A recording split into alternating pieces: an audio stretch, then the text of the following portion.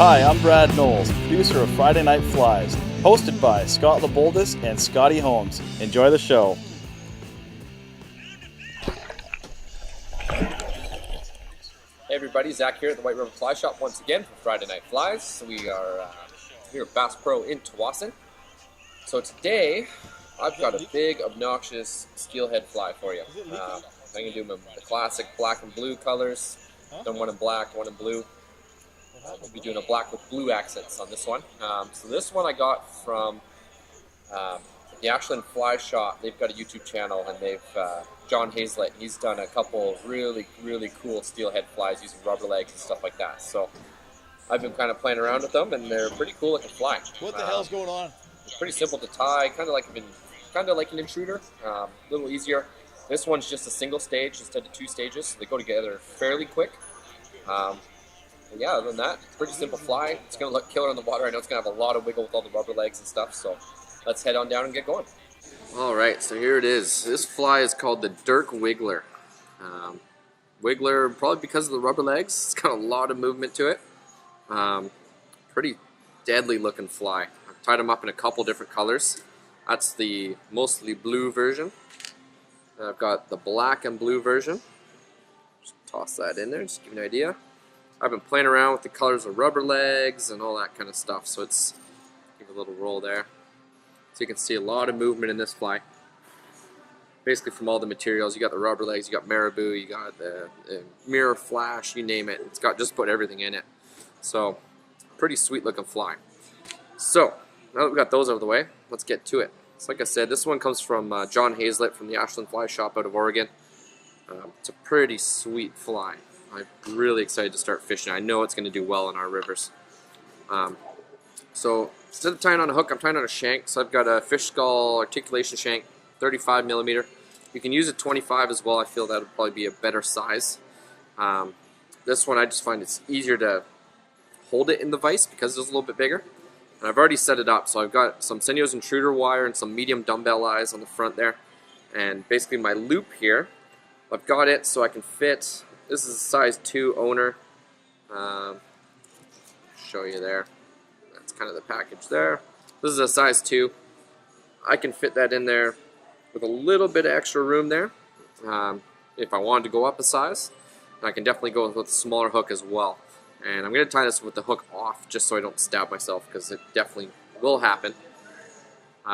So again, you've seen me do it before, especially recently. I've taken the wire, actually doubled it around the dumbbell eyes just for added security for the eyes, just so they don't fall apart or spin on you, all that kind of stuff.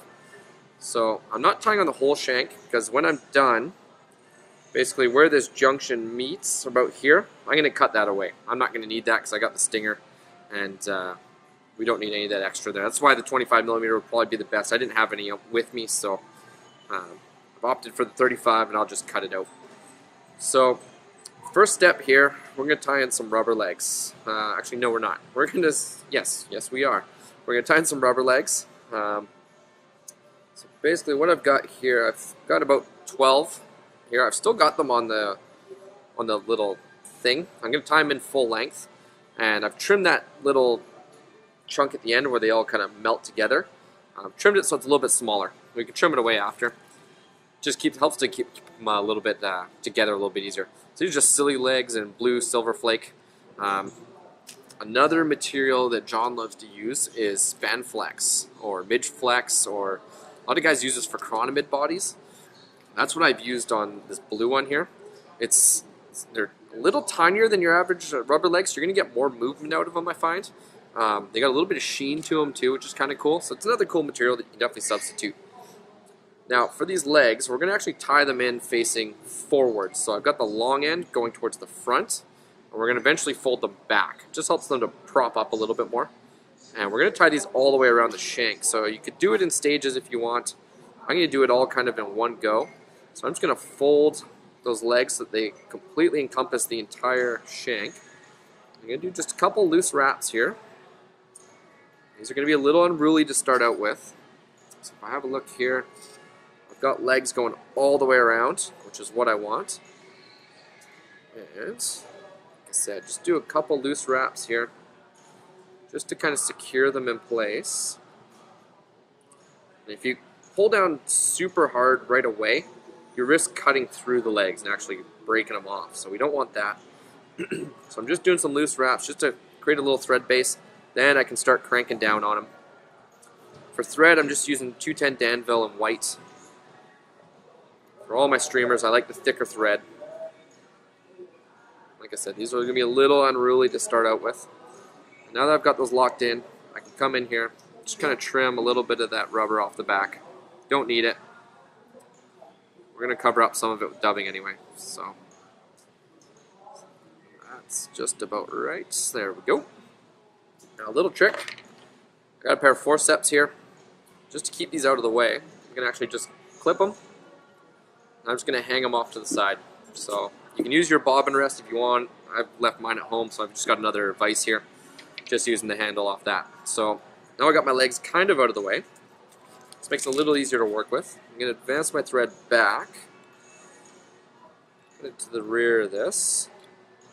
The whole body of this fly is maybe about 1/2 an inch, 3/4 of an inch. It's not very big. So I'm going to put a little dubbing ball in the back. This is Ice Dub in Blue Steely. This is one of my favorite colors. It's such a beautiful material. Easy to work with. Great to stack in your composite loops for those black and blue intruders. I'm just going to dub that on my thread. You can use a dubbing loop if you want. Just dubbing it on is a little bit easier. I'm just going to take my time here. I'm going to build up a nice big dubbing ball. Not super big actually. It's going to be roughly about the size of a pea, if you want to compare it to something. You can go a little bigger if you want. It's just going to help to splay those materials out. I'm going to maybe add just a touch more.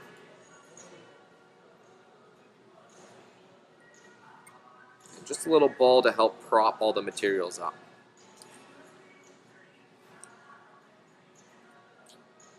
Really kind of compact it. Make sure it's in there really good. Pull that back a little bit. Bring my thread just to in front of it. That'll do. So now I'm going to tie in a hackle. So I've just got a saddle hackle here. This is Peacock Blue. This is one of our saddles actually. We've got some really nice stuff and some really nice dye jobs. So all I'm going to do, I'm going with saddle over schlappen just because it's a little bit stiffer. Again, we want this to kind of help to prop up all the materials. So I'm just going to pull back all the fibers. They're 90 degrees. I'm going to kind of isolate that tip a little bit. And I'm not going to tie this in how I normally would with the fibers so that they're facing backwards. I'm actually going to tie it in backwards. So I'm going to have the dull side facing me. And I'm doing this so that the curve of the feathers actually go forward, and that's going to help to resist the current a little bit more. This is a trick I picked up from Jordan at the Pacific Angler Steelhead Jam. He was tying some intruders and stuff using schlappen and saddle hackles. He was tying them in backwards. Pretty good idea. So I figured I'd steal it and throw it into this pattern here. I know Jon likes to use turkey flats. I don't have any. I may try to hunt some down just for the hell of it though. And those are quite stiff compared to these. So I find tying this in backwards will give you roughly the same effect. So I'm just going to run my scissors along the stem. If I can get it to go here. This try to helps to encourage those fibers to go back ever so slightly. There we go. As you can see, just by doing that, it just helps to get the feathers going backwards. I'm going to use quite a bit of this feather. Again, if I had turkey flats, they're a lot stiffer. They don't have to use as much. This is where you can get kind of creative. You can mix and match all these colors. Play around with it. We're just going to keep palmering this back. Tying these in backwards is a little tricky. Which I think that's kind of twisted on me a little bit here. Let's see. Yeah, that's the side I want. So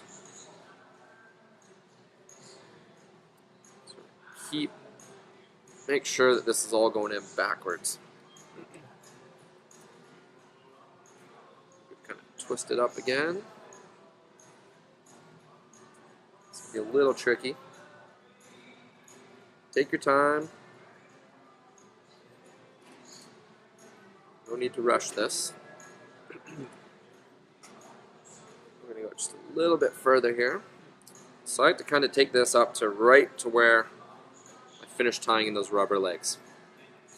Like so. So I'm going to really lock that down. A couple turns. Leave one in front. Trim away that excess. There we go. So as you can see, pretty much got everything. Just about that entire clump of feather in there. Now what I can do, now I'm going to actually trim off that little tab. Let those rubber legs go free. Sorry. Almost over this cold. A little bit of a cough left. All I'm going to do, I'm going to try to find a spot where I can part the thread through these legs. So this can be a little bit tricky. I kind of want, that's like a kind of trap one there. Just find a spot where you're not going to trap any legs. That guy there's got to go this way. There we go. Now I can bring that all forward. Now I'm going to wrap back towards the rubber legs, but I'm not actually going to wrap over them. So I'm just going to build up a little bit of a thread bump just to stop them from coming any further forward. Basically, since we tied them forward, now that we fold them back, they're going to have more resistance to any kind of current. If anything, they're going to want to go forward on you, which isn't a bad thing. It's just going to help to splay them out a little bit more and add more movement to this fly. Now you could definitely use ostrich and stuff like that if you like. These rubber legs are going to be a lot more durable. So again, I just got my forceps, just going to clamp them down. I'm just going to hang them off the back of the vise here. So now those are out of the way. Now I can continue tying as normal. So the main part of this body is just marabou. Got a chunk of black here. You can use the nice long marabou if you can find it. It's pretty good stuff. You know, we've got a couple colors here in store. Again, experiment with colors with this fly. Try everything. Pinks and blues and greens and blacks and you name it. So I'm just going to tie it in by the tip. This I'm tying in normally, how I would normally tie it. I'm not tying it in backwards or anything. Just going to follow that up to the front. Double that tip back over. I'm just going to take my thread up almost to the front. Take that tip. We're just going to trim that away. Don't need any of that extra. You don't want to over wrap this, so you don't want to fill the fly too much. You'll lose some movement with it. You'll lose some of that blue color from coming through. So all I'm going to do is just stroke those fibers back. All depends on the quality of the marabou. Some are fuller than others. So I'm going to do fairly close touching turns. That's 2. Let's see what it looks like after 3. Here's my 3rd turn. I find black marabou fills up a fly pretty quickly. So that looks pretty good there. Just going to secure that in place. And I'm going to trim away the stem. I'm going to leave a little bit of a nub just so I can really secure that in place. See, I got a little nub there. That I can just wrap over. Now I don't have to worry about that coming out at all. Just move that vise out of the way. If I had a brush, I would brush that out right now. I'm going to wrap back on that ever so slightly. There we go. As you can see, we're getting that big profile already. Now I'm going to add in some flash to this fly. It's just got some crinkle mirror flash. I love this stuff. This is one of my favorite flashes right now. This is the pearl color. You've seen me use it before. I've got this in a whole bunch of different colors. If you can find it, definitely pick some up. I'm going to take, I don't know, about that much. Take as much or as little as you want. It's about 8 to 10 strands or so. Tie it in about halfway there. I'm going to tie this in on the side.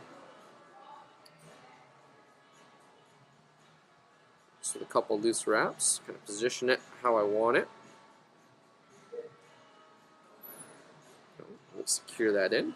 I'm going to fold the rest over. Tie it in on the opposite side. See how that's looking. It's looking pretty good. Pretty even on both sides. Now I'm just going to add in a little color. Again, you can use schlappen if you want for this. I just got some silver Dr. Blue Guinea here. I'm going to just peel away all the fluff. Don't need any of that. Makes it a little more manageable. I'm going to tie it in by the tip. Again, not tying this in backwards like I did that rear station. Tying this in forwards. Take a little bit more there. Tips can be quite brittle, so be liberal with how much you leave yourself to tie in there. Double that tip over. Secure that in place. Trim away the tip. Again. Run my scissors along the spine of that feather just to help encourage them back. Kind of stroke them and pinch the stem as well. Now we're just going to fill up the majority of that space there with this feather. Just overlapping one turn in front of the other. Stroking all the fibers back as you go. That's going to be about it for this feather. Get that all to go back. Just like I did with the Marabou. Tie it off. Again, I like to leave just a little stem here, just so I can really secure it in place. Don't really have to worry about it then. So it's kind of gone around the eyes there. Really lock that in place. Trim away the rest there. Like so. I can even crisscross on the eyes a little bit more. If this one wants to go. Just trap in that stem. Ugh. It's giving me troubles, but whatever. That's in there. It's not going anywhere.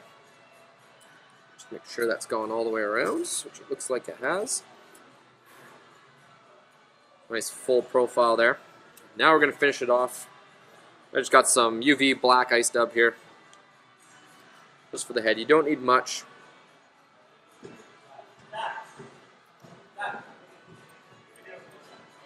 Just a sec here. Got guys hollering my name. We are open. Almost done this fly.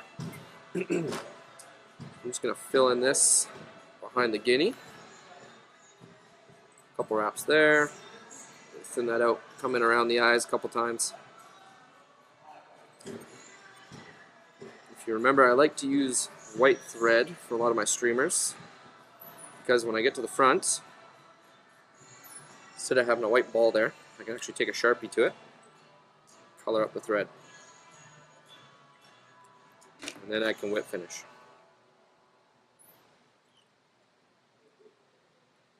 Right on top. And one more time here.